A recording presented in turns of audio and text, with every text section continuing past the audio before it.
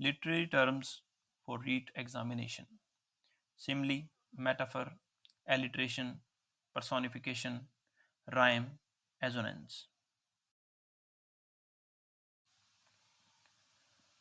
सिमली और मेटाफर का अध्ययन हम एक ही साथ करेंगे। सिमली और मेटाफर का उपयोग जो है वो कंपैरिजन दिखाने के लिए किया जाता है, इसलिए हम एक साथ पढ़ेंगे इनको। A simile is a comparison between two objects. जब सिमली का उपयोग होता है तो दो चीज़ों के बीच में तुलना की जाती है with help of the words like such as, like, as, so. Like, as और सो का उपयोग करके हम ये तुलना करते हैं। तो वाक्य में अगर लाइक, एज और सो आते हैं और तुलना की जाती है तो हम ये कह देते हैं कि सिमली का उपयोग हुआ है। जैसे कि ही रोल्ड लाइक ए लॉयन, किसी कोई व्यक्ति है वो दहाड़ता है या आवाज़ करता है लाइक ए लॉयन, जैसे शेर की तरह, तो उसको हमने कहा कि है उसकी तरह आवाज़ निकालता है। तो ये जो है सिमली का उपयोग है। सेकंड है he looks as cheerful as a rose. वह उतना खुश है जितना कि एक रोज यानी गुलाब का फूल होता है। तो उस व्यक्ति की गुलाब के फूल से तुलना की गई है। तो अब हम देखेंगे कि मेटाफर अलग कैसे है। ए मेटाफर इज ए कंपैरिजन, ये भी एक कंपैरिजन है बिटवीन टू ऑब्जेक्ट्स, दो चीजों के बीच में, without the help of the words, बिना उन शब्दों के उपयोग के। कौन कौन से? लाइक, एज, सो, इनका उपयोग नहीं किया जाता। इसमें तुलना की जाती है परंतु इन शब्दों का इस्तेमाल नहीं किया जाता है।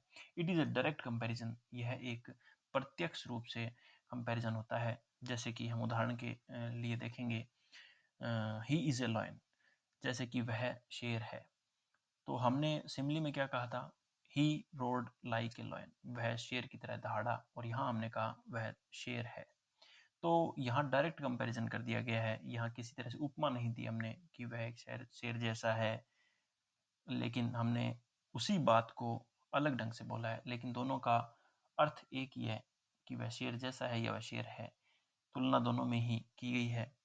दूसरा एग्जाम्पल है ministers are the pillars of the state. कोई भी स्टेट हो, कोई भी देश हो, उसके पिलर हैं वो उसके मिनिस्टर होते हैं। तो मिनिस्टर की पिलर से तुलना कर दी गई है। और यहाँ पे भी लाइक, सो और एज का यूज़ नहीं किया गया है। तो ये एक ऐसा कंपैरिजन है जिसे हम मेटाफर का उपयोग कहेंगे। और सिमली है, उसके अंदर हमने देखा किस प्रकार से लाइक, सो और एज का उपयोग होता है। personification. In personification, we animate an inanimate thing or an object. Animate का मतलब होता है जीवित कर देना, इनएनिमेट माने निर्जीव।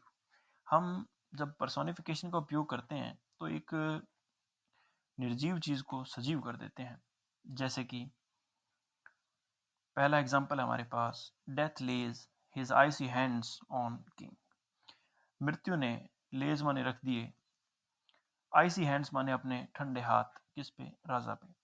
तो इसका अर्थ हुआ कि मृत्यु ने राजा को अपने आगोश में ले लिया। कहने का मतलब यहाँ पे डेथ के हाथ बताए गए हैं, यानी डेथ की तुलना एक व्यक्ति से की गई है। तो यहाँ डेथ का पर्सोनिफिकेशन हुआ है। Experience is the best teacher. Experience है वो सबसे अच्छा टीचर होता है। इसका अर्थ ये हुआ कि यहाँ पे एक्सपीरियंस का पर्सोनिफिकेशन हो गया है, उसे एक व्यक्ति की तरह मान लिया गया है। तीसरे एग्जाम्पल में, the moon weld her face. चंद्रमा ने अपने चेहरे पे पर्दा डाल लिया।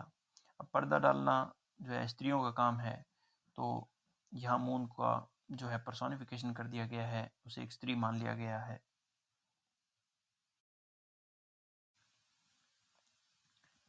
Alliteration. In alliteration we use same consonant sound. जब एक जैसी कॉन्सोनेंट साउंड जो है वो आवाज़ है वो पैदा होती है, तो उसे हम एलिट्रेशन का उपयोग कहते हैं at the beginning of two और मोर वर्ड्स। और ये होनी कहाँ चाहिए? शब्द की शुरुआत में। इन ए सेंटेंस, यानी एक सेंटेंस के अंदर दो या दो से अधिक ऐसे शब्द आ जाएं जिनकी बिगिनिंग की यानी शुरुआत की आवाज़ एक जैसी हो, तो उसे हम एलिट्रेशन का उपयोग कहते हैं। तो एग्जाम्पल नंबर 1 में हम देखेंगे, 7 sisters slept soundly on sand. यहाँ पे लगातार एस की आवाज़ रिपीट हो रही है, जैसे कि 7 सिस्टर्स स्लेप्ट साउंडली सैंड। दूसरे एग्जाम्पल में हमने देखा, the snake slept under A spray. तो यहाँ पे फिर एस की आवाज़ स्नैक, स्लेप्ट, स्प्रे। तो बार बार रिपीटेशन से एक अलग ही प्रकार की हमें ध्वनि प्राप्त होती है, इसे हम एलिट्रेशन का उपयोग कहेंगे। तीसरे एग्जाम्पल में you can keep calm quietly.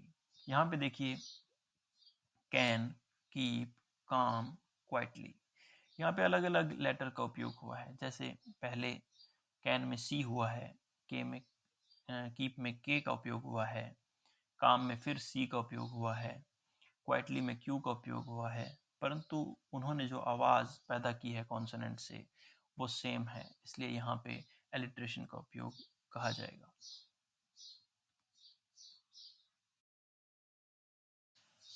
Assonance.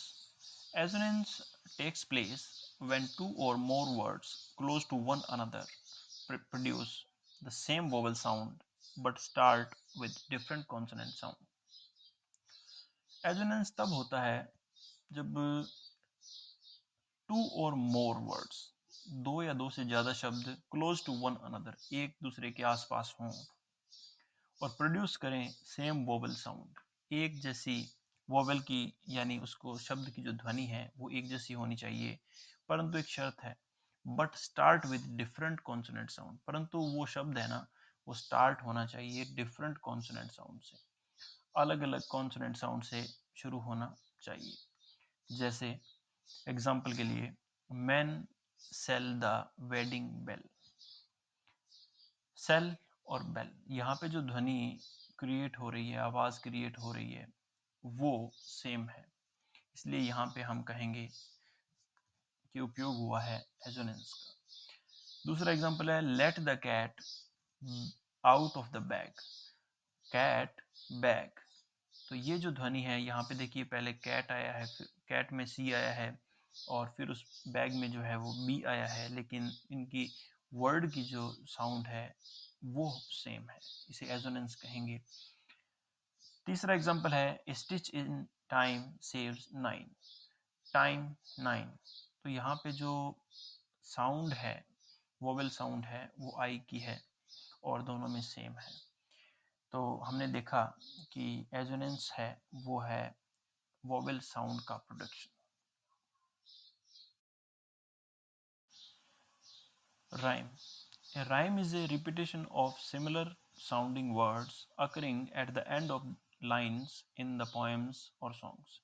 जब हम poems पढ़ते हैं या songs सिंग करते हैं, गीत गाते हैं, तो उस टाइम हम देखते हैं कि जो उनके अंतिम शब्द होते हैं उनकी तुकबंदी की जाती है और उनकी आवाज़ सेम होती है। सिमिलर साउंडिंग वर्ड्स, यानी कि एक जैसी आवाज़ पैदा करने वाले शब्द हैं वो लास्ट लाइन के लास्ट में रख दिए जाते हैं, तो उसे हम राइमिंग कहते हैं, राइमिंग करना कहते हैं।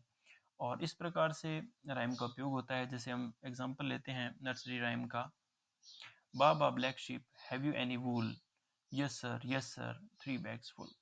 वूल और फुल शब्द जो है एक जैसी आवाज़ पैदा करते हैं, इसलिए उनकी राइमिंग कर दी गई है, यानी हम कहेंगे कि राइमिंग वर्ड्स हैं। इसी तरह से दूसरे एग्जाम्पल में भी वॉल और फॉल, दोनों शब्द जो हैं उनके